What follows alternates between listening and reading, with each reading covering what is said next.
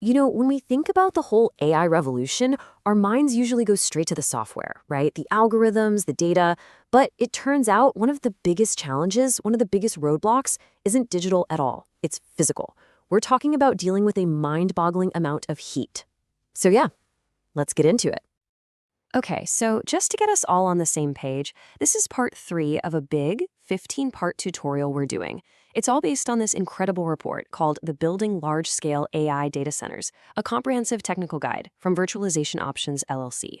We're basically breaking down each chapter, and today we are diving headfirst into Chapter 3. So, what's the big deal? The problem isn't just that AI servers get a little warm. No. The issue is that they generate heat on a scale that honestly makes a traditional data center look like an icebox. We're talking about a totally different universe of thermal engineering. And this slide just lays it all out perfectly. On the left, you've got your standard server rack, the big metal cabinet. It might pull, 5 to 8 kilowatts of power. Pretty standard stuff. Now, look to the right, the AI rack. This isn't just a little jump. It is a quantum leap. We're talking 40, 60, even over 100 kilowatts. That's easily 10 times the power and 10 times the heat crammed into the exact same physical space. It's wild. Just let that number sit there for a second. 100 plus kilowatts in one rack. And some of the newest AI setups, they're blowing right past that. To give you some perspective, that's enough juice to power a dozen homes, all concentrated into a box the size of a closet, just churning out heat that you have to get rid of 24/7 without fail.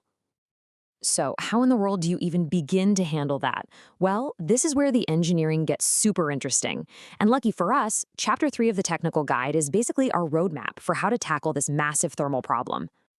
The guide actually gives this challenge a name that I think is perfect: extreme heat densities. And that's exactly what it is. The key thing to get here is that you can't just install a bigger air conditioner and call it a day. The heat is so ridiculously concentrated right on the computer chips themselves that all the old methods they just don't work. You need a whole new playbook. And that brings us to the solutions. What's in the engineer's toolkit? Turns out there's a whole spectrum of options they can pull from, and each one comes with its own set of pros and, you guessed it, some major trade-offs. The guide lays these out as the core strategies for designing these next-gen facilities. So what are we looking at? Well, first you have advanced air cooling. Think of it as traditional cooling but on steroids. Then you've got liquid cooling, which is way more efficient at grabbing heat and carrying it away.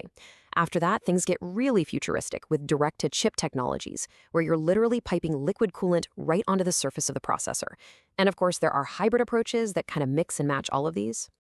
But picking one isn't just some minor technical detail. So why is this such a critical design choice? Because the decision you make right here ends up affecting everything else. It determines how much power the cooling system itself needs, whether the data center is going to guzzle millions of gallons of water every day. And yeah, it has a huge impact on the final cost and even where you can physically build the thing. And this really gets to one of the biggest takeaways from the guide. This cooling problem, it's not a standalone issue. It's the first domino in a really long chain. Once you solve for the heat, it creates this series of ripple effects, these cascading challenges that touch every single part of the data center. And I want to end with this quote pulled directly from the report because it just sums up the whole thing so perfectly. These extraordinary power densities create cascading requirements across every infrastructure system. That single sentence, that's the whole ballgame. That's why building an AI data center is so incredibly complex.